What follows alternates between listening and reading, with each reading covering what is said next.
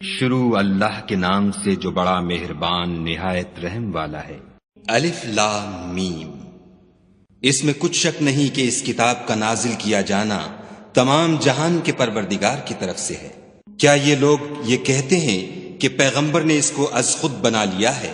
نہیں، بلکہ وہ تمہارے پروردگار کی طرف سے برحق ہے، تاکہ تم ان لوگوں کو ہدایت کرو جن کے پاس تم سے پہلے کوئی ہدایت کرنے والا نہیں آیا، تاکہ یہ رستے پر چلے۔ خدا ہی تو ہے جس نے آسمانوں اور زمین کو اور جو چیزیں ان دونوں میں ہیں سب کو 6 دن میں پیدا کیا، پھر عرش پر قائم ہوا۔ اس کے سوا تمہارا نہ کوئی دوست ہے اور نہ سفارش کرنے والا۔ کیا تم نصیحت نہیں پکڑتے؟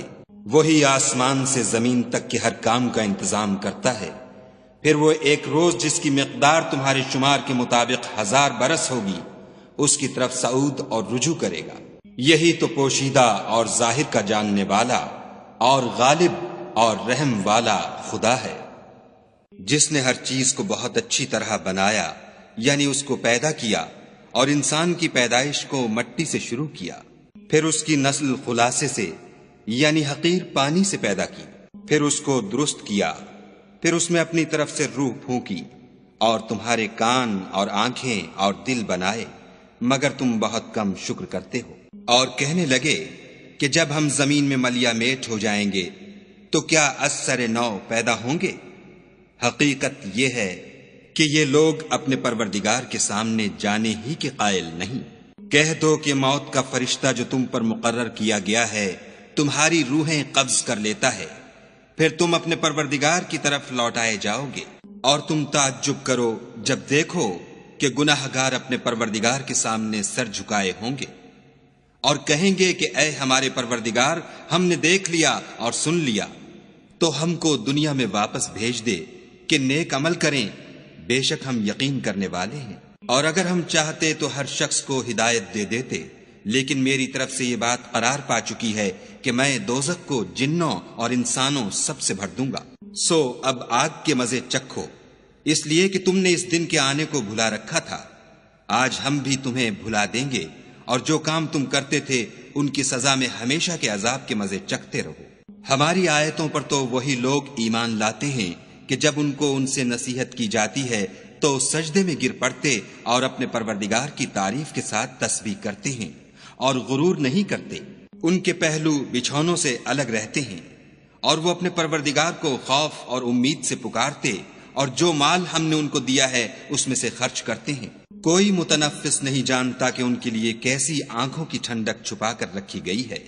یہ ان اعمال کا صلہ ہے جو وہ کرتے تھے۔ بھلا جو مومن ہو وہ اس شخص کی طرح ہو سکتا ہے جو نافرمان ہو؟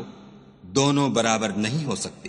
جو لوگ ایمان لائے اور نیک عمل کرتے رہے ان کے رہنے کے لیے باغ ہیں، یہ مہمانی ان کاموں کی جزا ہے جو وہ کرتے تھے۔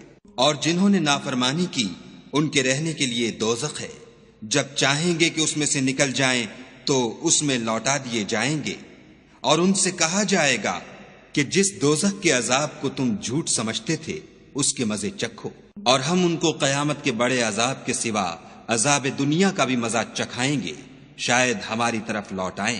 اور اس شخص سے بڑھ کر ظالم کون جس کو اس کے پروردگار کی آیتوں سے نصیحت کی جائے تو وہ ان سے منہ پھیر لے۔ ہم گناہ گاروں سے ضرور بدلہ لینے والے ہیں۔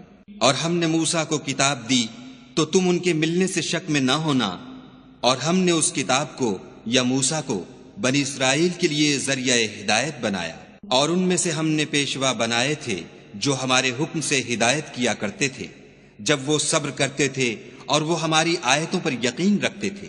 بلا شبہ تمہارا پروردگار ان میں جن باتوں میں وہ اختلاف کرتے تھے قیامت کے روز فیصلہ کر دے گا۔ کیا ان کو اس امر سے ہدایت نہ ہوئی کہ ہم نے ان سے پہلے بہت سی امتوں کو جن کے مقامات سکونت میں یہ چلتے پھرتے ہیں ہلاک کر دیا؟ بے شک اس میں نشانیاں ہیں، تو یہ سنتے کیوں نہیں؟ کیا انہوں نے نہیں دیکھا کہ ہم بنجر زمین کی طرف پانی رواں کرتے ہیں، پھر اس سے کھیتی پیدا کرتے ہیں جس میں سے ان کے چوپائے بھی کھاتے ہیں اور وہ بھی کھاتے ہیں، تو یہ دیکھتے کیوں نہیں؟ اور کہتے ہیں اگر تم سچے ہو تو یہ فیصلہ کب ہوگا؟ کہہ دو کہ فیصلے کے دن کافروں کو ان کا ایمان لانا کچھ بھی فائدہ نہ دے گا، اور نہ ان کو مہلت دی جائے گی۔ تو ان سے منہ پھیر لو اور انتظار کرو، یہ بھی انتظار کر رہے ہیں۔